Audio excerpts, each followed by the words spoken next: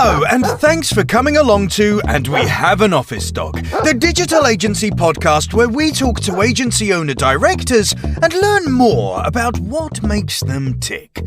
From the things that make them similar to the things they'd rather have known sooner, where they've had success and where they've learned some hard lessons. All will be revealed with your host, Chris Simmons, the agency coach, and he'll be talking to a different awesome agency person in each episode, asking them 4 questions and seeing where the conversation takes us over the next 25 minutes. Okay, so let us begin. Over to you, Chris. Thanks, voiceover guy. And on the podcast today, we've got the CEO of That Funny Agency, Jared Miller. Hello. Hello. Jared, let's be honest with the people who are listening right now. How long has it taken us to get this recording started? Well, the year was 2021. It was a cold, blistering morning, but we're here. We made it. It wasn't quite The Handmaid's Tale, but it was harrowing.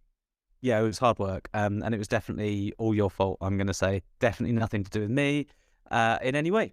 So let's just... I've been telling you, having an American on this podcast is just going to just destroy your numbers. Yeah. Oh, for God. Let's just end it. Let's just make this as quick as we can then.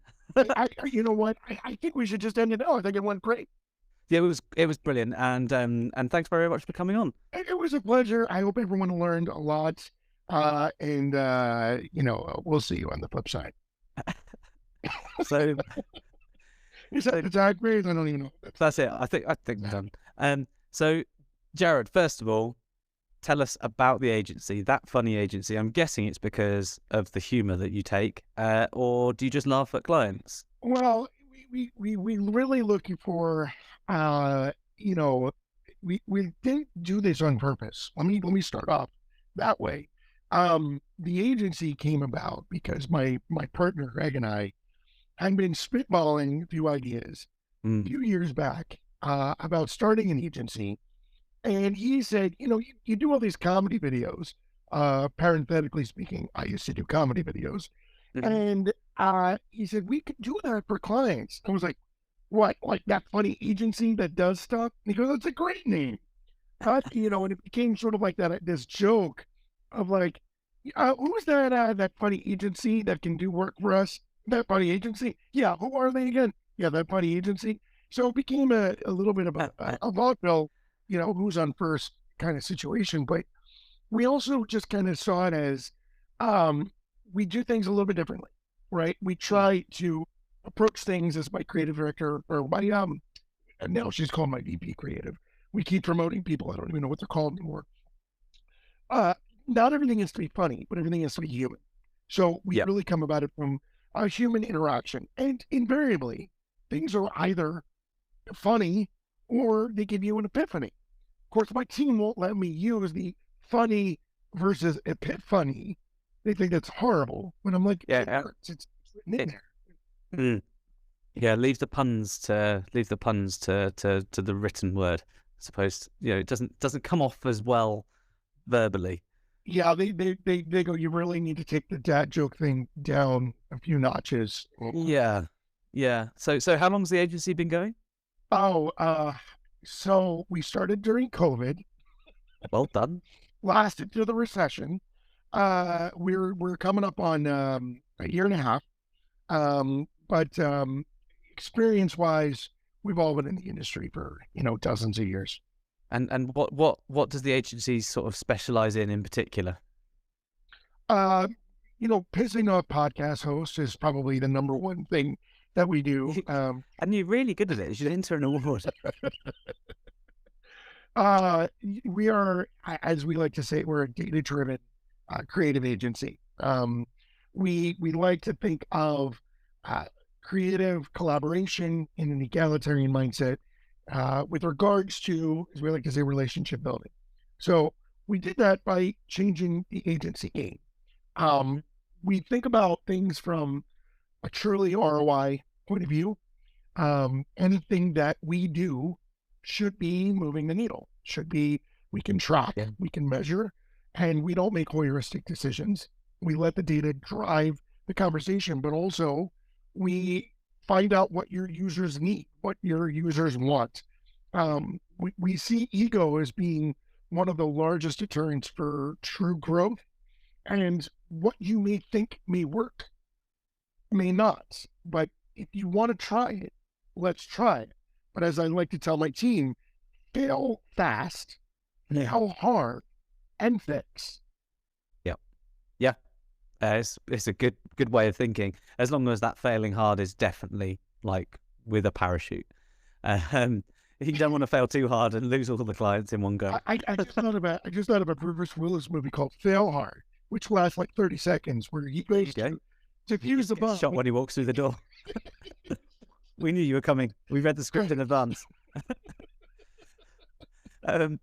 So what do you think's been one of the kind of the biggest successes beyond surviving a financial apocalypse or two? Working with a team that has the same mindset. We came about thinking of things in a very non-traditional way. Family first, then team, then clients, then company. Completely bonkers. Every place I've ever worked before was company first.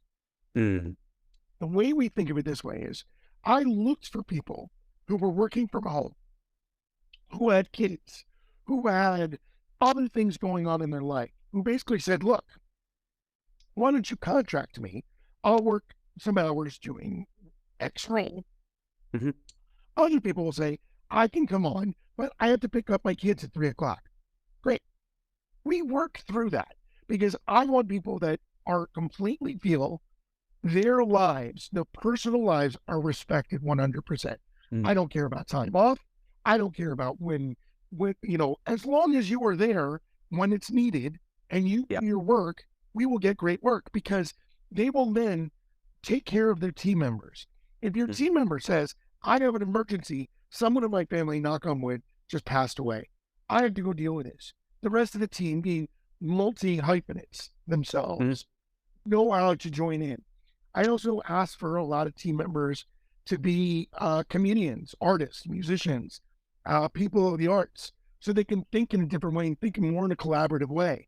If you have improv training, it is critical that you understand what yes and does to the group dynamic. So the biggest success we've had is not only starting with people. My dog is snoring behind me if you hear her. So brilliant. She is the worst team member on this team. Does not even remotely funny. Yeah, doesn't get it. Adorable. She gets away with it. The yes and mentality is we brought people in that understand that, but then we've also been attracting people who feel that same way. And invariably, what that does is when you build a team that really feels strongly committed to each other, we like to say pass the baton in the best way possible, like in the marathon, the 4x100 relay. When you pass the baton, are you passing the baton as best as possible so that the other person, it's so easy for them to get it? But when you have that in place, clients just go, whoa, this team is devoted to me. And if the team and the clients are there, then the company will be there. It's very Field of Dreams without Ray Liotta. Oh well. I mean, I'm not interested in. That's the only part of it that I really know. He was so expensive. Yeah, I mean, you've got to pay the staff first, so he can maybe when you a few years time. So if you went back in time to when you and your co-founder were talking about starting the agency, and poof into existence, an older version of you appears and says, "I've got one piece of advice for you, Jared. You're not going to listen to it, but one piece of advice." What piece of advice would you give yourself? Listen more. Yeah? Listen more. I would not have started it at a different time. I think we started it, and I'll explain why. I would have listened more to everyone else around me. While I was a sponge and I gleaned as much information as I could, I would have done even more. I would have pinned my CEOs in a corner and tied them up, trapped them, held them hostage, and asked them everything they possibly knew. And then invariably probably did the opposite because I had no respect for them. No, I learned what I could. I did. I tried to ask as many questions, but I don't think I asked even as many. There was just no way to prepare for this kind Yeah. of role. There was no way. And you just learn things. What they say is this is the quickest way to an MBA. I think I might have heard Yeah. that on another Yeah. one of your podcasts. Yeah, you It listen. really is. You're my one listener. Yeah, one. Don't you see me commenting Yeah, every single it's one? the only one. Yeah. Why do you? I don't want you to bring on more Americans. Oh, because of the technical difficulties. Right. So call back. Listen more. Listen more was the point that you were making whilst I interrupted Listen you, more. which is great. Not ironic whatsoever. I think I'm actually saying that because my team will be listening to this afterward, and they're going to say, "Jared, did you tell them you're listening now?" And how do you? So that I think I know what you mean by that, because obviously it means something slightly different to everyone. The learning bit, obviously when you start a digital agency, it's that Donald Rumsfeld style. There's an unknown there. You know what you think you want, you just don't know what you don't know until it hits you in the face and says you should have listened to this, because I didn't even know I should have been listening to that. So how have you learned to listen more? Is it simply that people have kind of told you to? Well, I would say I've been studying a little bit of Cynic and Chris Voss and a couple other leadership minds, and I've been listening for the no, especially when it comes to talking to clients, finding out what they don't want and hearing what is not what they don't want. First off, helps with negotiations, but it really changes the dynamic. It makes you, and when you repeat it back to them, so this is not going to be something you're focused on right now. We don't have to really kind of put this in there. And even though in the back of my mind, I'm thinking, how could they forget paid marketing, right? I'm not going to push it on them. I'm going to say, understood. We're focusing on the website. We're focusing on the build. We're focusing on organic growth. We're focusing on SEO. I'm listening to you. And I'm knowing that paid marketing is something, don't keep pushing on them. Why aren't you doing SEM? That's part of SEO. No, just listen. And if you can find out the no's, and you can invariably get to the yes and find out what truly is the pain that they have. And if you can dig as deep as possible, it'll probably hurt them, but that's okay. You just keep digging more. Then you find out, And the good thing is framing in that sort of scenario. If you know that you're doing your digging, then you do your framing in a good way in advance, and you build some good standing with the client or the member of the team or whoever it is you're dealing with. You can deal with them a lot better.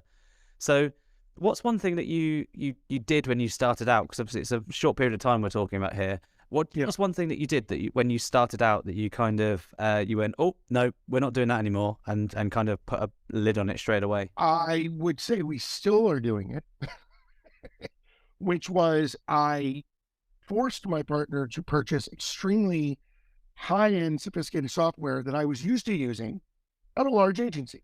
Instead of figuring out a simpler solution or a newer technology that was out there that could have saved money. And I don't necessarily want to throw out names of the behemoths that are out there for CRM that cost a fortune and maybe having some trouble in the news these days with the CEO stepping down. I'm not mentioning who they are. I'm not going to force this conversation, right? We're just going to talk about sales. So when we're talking about CRMs that may be too expensive, I'm not mentioning an income. Do not make me say the name. I will not force you.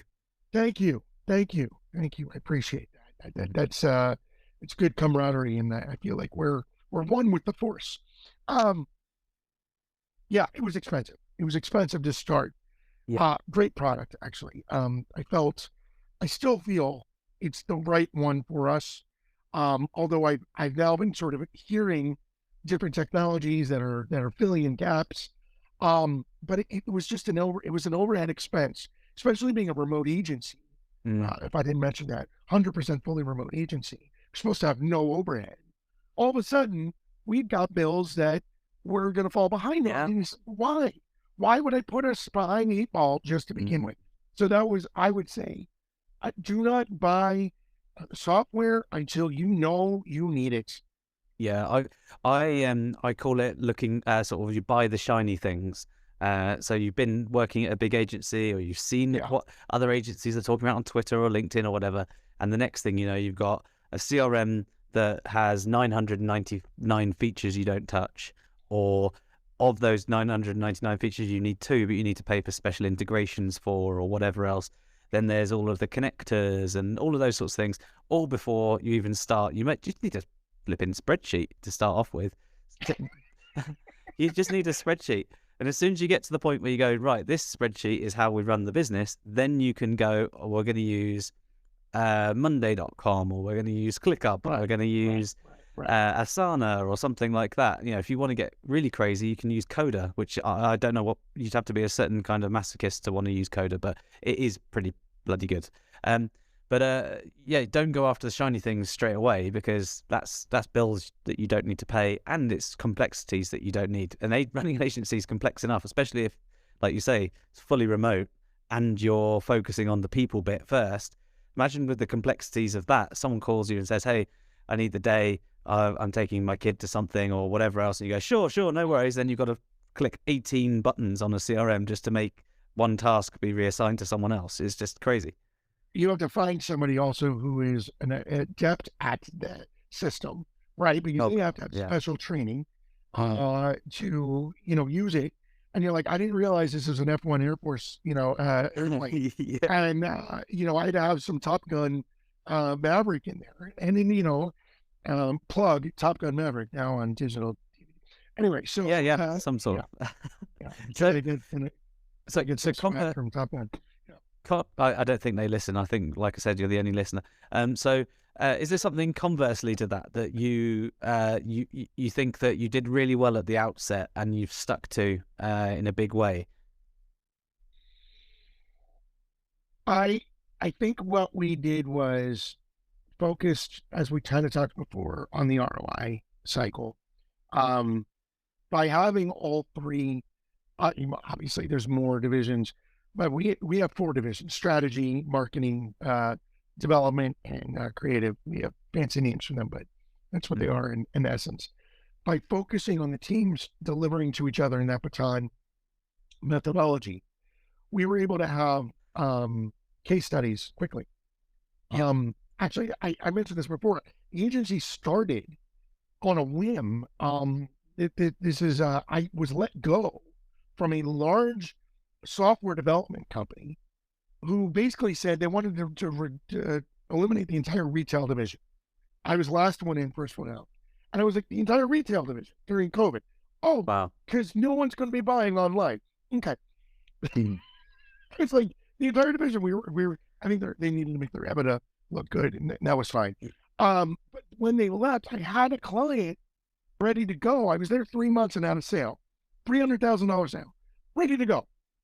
The client says to me, she says, well, what are we supposed to do now? And I go, can you just hold on for 1 month? Just one tiny little month. I don't want you to do anything. I'll be right back. And not 30 minutes after that call, I swear to God, Greg, my partner, calls me up and he goes, hey, I'm thinking of moving to Bucks County where I live. And I go, hey, it's time to start That Buddy Agency. He goes, it's time. It's time. We started with a client. We were able to build an agency with a very substantial contract. And in a year's time, it's a good launch contract. It was, I mean, look, I wish everyone could have that to start, but we were able to show the return, show the growth through marketing, through a CRO, through anything we could find to change their website for the better, bring in with their marketing campaign for hiring. All of these things showed growth, and we were able to make a case study. So invariably, the best thing we did to start was stick to our guns and focus on that ROI cycle. Yeah, and it it's so hard when you're starting a new agency, and I've mentioned this a few times with and a few of the podcast guests have done actually. It's really hard to stick to your guns because you need the revenue in order to keep going. If you don't stick to your guns, you may lose the revenue and lose the business, but not sticking to your guns means that you essentially prolong that agony because you then continue to say yes to everything else. So 5 years down the line, you hate yourself, everyone hates you, you've got no money. Whereas stick to your guns for 6 to 12 months and it sticks. I right now, the other listeners of your podcast will be the TFA Avengers, and I'll explain why we call them TFA Avengers in just a minute. But they're right now screaming, "Oh my God, tell them that you fired our second client." Do it. Tell us now. We did. So we had to fire our second client because it was a lose. We were never going to make money. They were never willing to open up, and we're not talking about a cheap client. This is somebody who made millions of dollars a year in a luxury fine goods Shopify experience, and they were making. They could afford it. They needed to put money into the marketing. They were just unwilling to priming the well and saying even $10,000 a month was hard to get. To even just say, listen, you're going to get 3x. It just with simple changes on Shopify, we can show you can get 3x. It's going to pay you back. No. And we could not win that argument no matter what we tried. So we ended the relationship. So yeah, sticking to your guns is one thing, but actually like living by that, proving it by getting rid of a client is and the thing is, an unhealthy relationship, no matter what the relationship, is unhealthy. So it's always better to sort of say sorry, so long, thanks for all the fish and goodbye, and leave it there. And the problem that you've got at that point, early doors, if it's your second client, is your trousers turn brown. And do you have to go out on and say yes to more stuff? Thankfully, you stuck to your guns and you carried on as you meant to, as you started. But if you were to, if someone was to come and knock on your metaphorical agency door, since there isn't a real agency door right now, well, I mean, they could have probably. Yeah. Okay. If she was to knock on the door and say, "Hey, look, I'm going to start a competing agency against you, honey." Yeah. What one piece of advice would you give her? And obviously not don't do it. This is something I've been kind of talking about lately. Marry the why, date the how. Know your mission. Like that. Know your mission. Know exactly what you are out to do. Yes, that will evolve, but know it from the beginning. Understand that your mission and the way you approach is yours, and that has to stay within yourself. Your idealism, the way you espouse that to your nation of followers, or your team of two, or whomever that needs to hear that. Keep that why, but date the how. Because the how is going to change. Yep. You're going to figure out different ways to, for example, our model payment, our business model had to change. It had to. We came up with a great system of story points, because we do have a TFA Agile philosophy, which is taking Agile development, but actually incorporating into both marketing and creative tasks, where every task is given a story point, a value. And we don't know if one story point takes 1 hour or 5 hours, but the client's never going to get billed by the hour. They're billed by the point, right? It's on us to do it well. It's also on us if we don't do it well. But you will get that task done because you bought the task. Now, I would say to anyone starting, find the model that works, but also listen to clients. Interview clients. Do your stakeholder interviews before you start an agency. Why don't you interview some of your former clients and say, if you had an ideal agency, what would they be like? We have we love nonprofits. We work with nonprofits.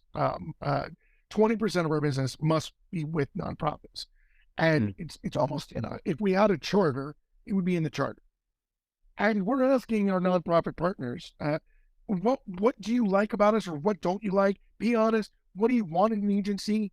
Because we'll put that out as content, because and again, it's going to be advice to future agencies that work with nonprofits to understand specifically how to work with them. Right? Yeah. They don't not have money. They have money. Yeah, they just don't have any at the end. Yeah. No, but they have nothing at the end. There's no profit. They're trying to be precise. So everything you do for them should move the needle. You have to be cognizant of that. So as you start an agency, know your audience and date the how. So, remember the why. So I mean, that's pretty decent advice to end the podcast on. Marry the why, date the how. Love it. Yeah. Well, thank you very much for being an annoying American on my podcast, Chris. If you ever need me to come back and just seriously annoy everyone again, this is what I do. Wait. I'm gonna be asking you to join webinars and all sorts of things. If I want to disenfranchise an entire planet's worth of people, just don't call us an agency. That's all that matters. Chris, thank you so much. This was a pleasure. Thank you. And on our next podcast, we'll have a different agency leader, probably from Europe. Thanks very much for listening.